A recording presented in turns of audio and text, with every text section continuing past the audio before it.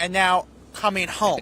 Of course, yeah, we're talking about Junior Bergen, someone who's captivated the hearts of not just Montana fans, but just football fans, Montanans around the state. And yeah, he went to Billings Senior. I've covered so many Bergens. Yeah, I know you were telling me that. You were Bubba like, Bergens, Zacchaeus the Bergen. list, yes. Fantastic family, but it's so much for fans just to get to Frisco. Imagine these families, you're trying to get everybody there, and for the Bergens, it's quite a tall task. But they have a little bit of a Texas tie too, don't they?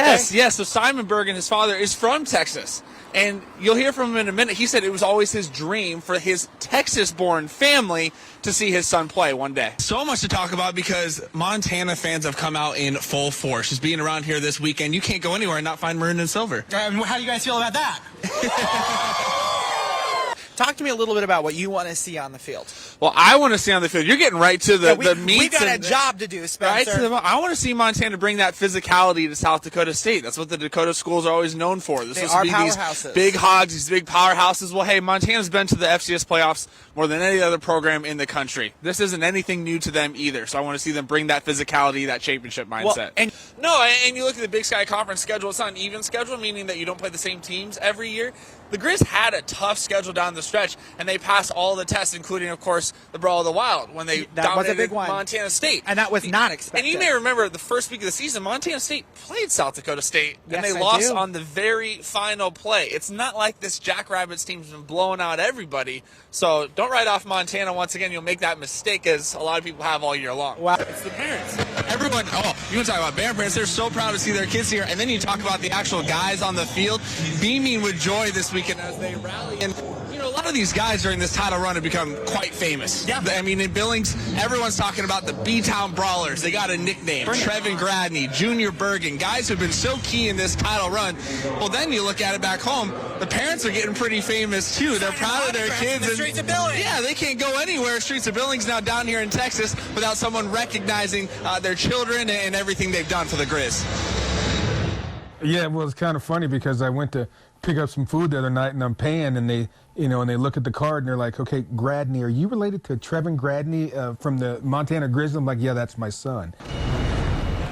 Yeah, Bradley, I'm trying to follow our Billings guys, especially Junior Bergen, because he's just been so important to this title run for the Montana Grizzlies. Those electrifying punt returns, the clutch play, the two-point conversion, and he's really captivated the hearts of so many Grizzly fans on this run to Frisco, and it's been really fun to watch. There's historic moments at Washington Grizzly Stadium, and going back to his roots in Billings, his family always really thought that this moment would eventually come for him. He's kind of always been the underdog. He's played for underdog teams when he was at Billings Senior. Now it's kind of fitting that Montana is an underdog in this national championship game. And, when people have picked the Grizz to win tomorrow, a big reason why they say it'll be because of Junior Bergen. It will be because of those special teams of Montana. And when you talk to his parents, Autumn and Simon Bergen, well, they say this moment is always going to come, and simply put, Junior was born to be a football player.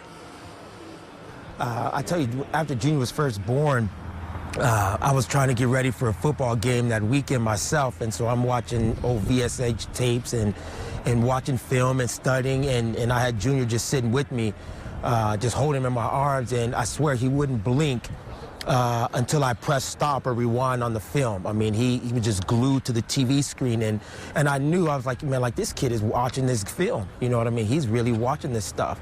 So that was his first exposure to football, and that was, a couple of hours after he was born. His first word was foot, trying to say football. We did, as soon as he could sit up, we would roll the ball back and forth.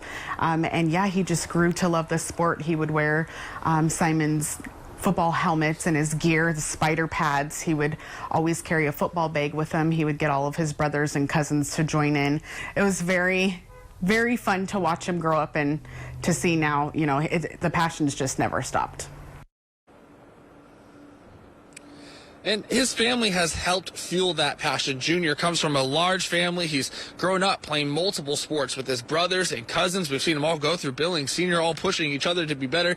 But the family support beyond that, people like his grandparents in Spokane who often travel to Missoula for his games. Of course, his parents always been there. Junior really loves his family, and he knows they always will have his back. Huge role. They come out and see me anytime they can. My mom and dad, I'm talking to them throughout the day, all day, family members included. I just appreciate their support. They know that I love those guys, and I know that they love me as well.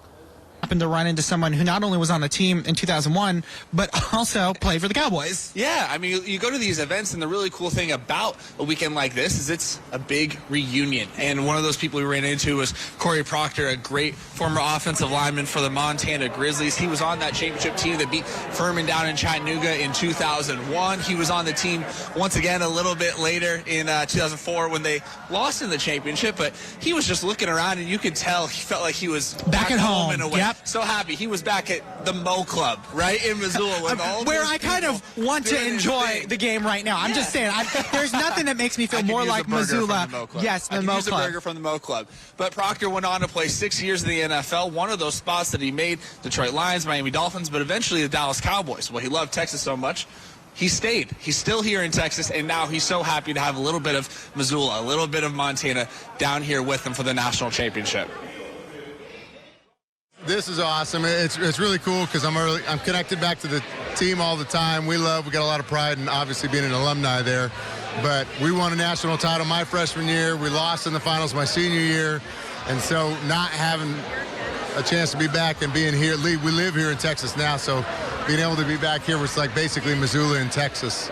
So it's pretty awesome to see. It's awesome, yeah.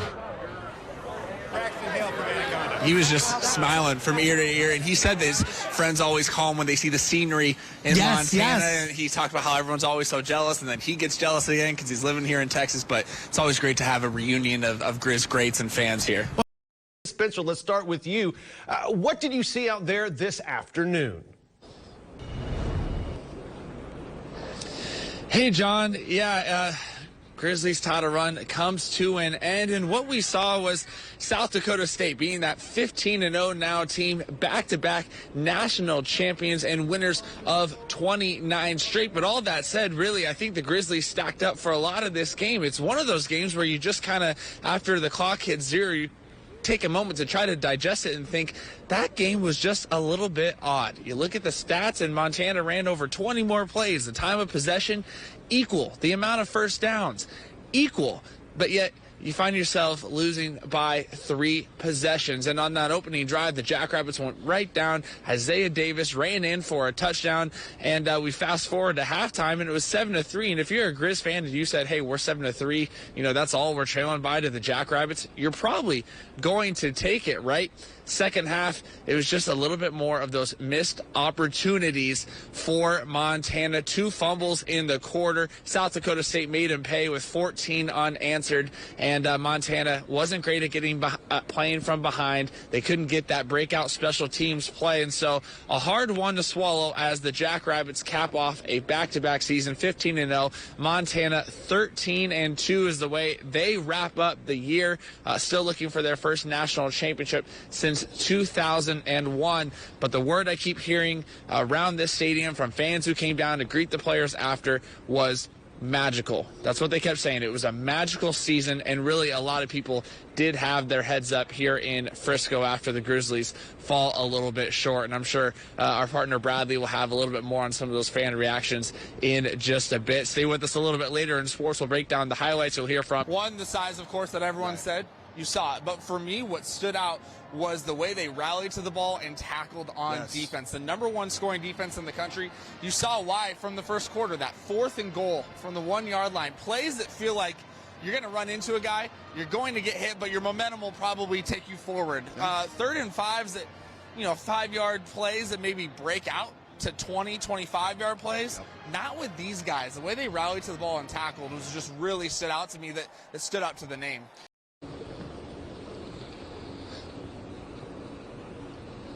Well, thank you for staying with us, and welcome back to Toyota Stadium here at Frisco, Texas, that finally just about emptied out after South Dakota State celebrated their FCS National Championship 23-3 over the Montana Grizzlies. And this place was rocking. A sold-out crowd, just under 20,000, about even right down the middle. A sea of maroon, a sea of blue, lots of chants of Montana Grizzlies all the way through the grandstands. You could hardly get anywhere. It was shoulder to shoulder. Such an amazing scene as Montana was back in the national championship game for the first time since 2009 and coming up short. A lot of talk will be had about, some of those missed opportunities that bit them and put them behind in third quarter, and they just had a hard time coming back from there against the Jackrabbits. But you want to talk about this Grizzlies team, and we've talked about it before. They had that loss in Northern Arizona early in the year. A lot of people started to write this team off, and then the rest of the way, it became a magical season, an 11-game winning streak, those fantastic moments that people will never forget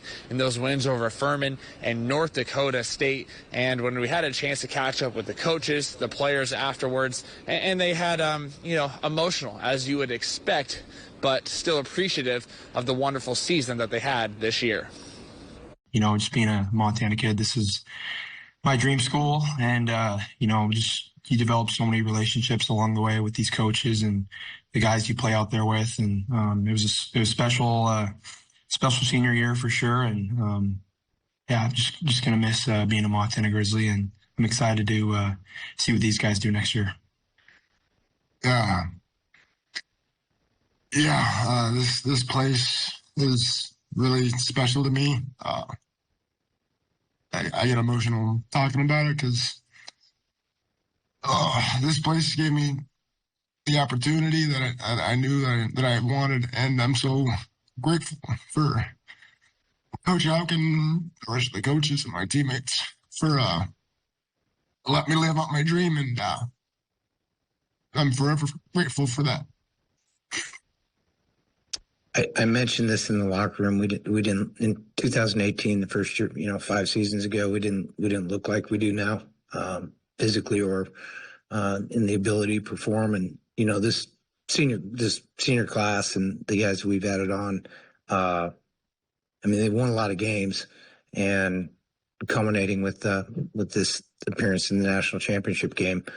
But we've won playoff games every year since that first year. We've been in the quarterfinals. Pushing our way into this game was terrific, and they have an understanding that we expect to win, and I think they have passed that on to everybody in the locker room. So Montana finishes their season 13-2 as the national runner-up. So let's go over to South Dakota State. They cap off what now is a 29-game winning streak, back-to-back national championships. Montana knew the test was going to be tough when this team was drawing comparisons to that 1995 Marshall team. The Jackrabbits did it in style, allowing just 15 points during this playoff run to a national title. And they said they knew one of the keys in this game would be that special teams battle. Could they keep Montana? Could they keep Junior Bergen in check? Here's Jackrabbits head coach Jimmy Rogers after the game on that. Yeah, I thought Hunter was great. He did a great job of positioning the ball and keeping him in the corner. That's what we had worked all week, and it came to fruition. He got one on us on the opening kickoff. At the end of the day, it comes down to tackling and doing the basic things extremely well. But I was really proud of Hunter. Unfortunate we didn't get that, the PAT there. But overall, team win. Special teams was a part of this, and really blessed to be around this team. And again, the guys, the coaches, the players, it means the world to us. Very opportunistic team South Dakota State was today, as their quarterback Mark Gronowski, the Walter Payton Award winner, 2 total touchdowns for him. He was named the most outstanding player. As we said, South Dakota State defeats Montana in the FCS National Championship game. That does it for sports. Stay with us. We'll be right back.